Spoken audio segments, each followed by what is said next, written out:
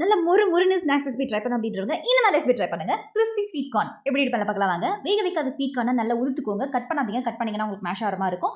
நல்லா உதுத்துட்டு தண்ணியில் ஆட் பண்ணி ஒரு 3 நிமிஷம் நல்லா குக் பண்ணி இறக்கிக்கோங்க. குக் பண்ணதுக்கப்புறமா தண்ணிலாம் இல்லாமல் ட்ரை பண்ணதுக்கப்புறமா 1 டீஸ்பூனுக்கு ரைஸ் ஃப்ளார், 1 டீஸ்பூனுக்கு cornflour, chilli powder, pepper powder, garam masala, இஞ்சி பூண்டு பேஸ்ட் எல்லாமே கால் டீஸ்பூனுக்கு ஆட் பண்ணிக்கோங்க. தேவையான அளவுக்கு சால்ட் ஆட் பண்ணி நல்லா மிக்ஸ் பண்ணி விட்டுட்டு தண்ணி கொஞ்சமாக தெளித்து மிக்ஸ் பண்ணுங்கள். தண்ணி இதுக்கு நிறைய தேவையில்லை.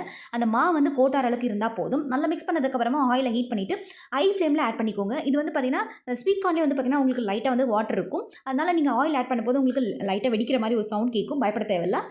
எல்லாத்தையுமே நல்லா ஃப்ரை பண்ணி எடுத்துக்கோங்க. கிறிஸ்பியாக நல்லா ஹை ஃப்ளேமில் வச்சு நல்லா ஃப்ரை பண்ணி எடுத்துக்கோங்க. ஃப்ரை பண்ணதுக்கப்புறமா இதில் கொஞ்சமாக ஆனியன், கொத்தமல்லி எல்லாத்தையும் நறுக்கி ஆட் பண்ணிவிட்டு கொஞ்சமாக லெமனையும் நல்லா பிழிஞ்சிட்டு நல்லா மிக்ஸ் பண்ணி சாப்பிட்டீங்கன்னா அந்த ஸ்வீட் கார்னோட ஸ்வீட் டேஸ்ட்டுக்கும் அந்த காரத்துக்கும் வந்து பார்த்தீங்கன்னா மிக்ஸ் பண்ணி சாப்பிட்றப்போ ஒரு முழுமை டேஸ்டியாக இருக்கும்.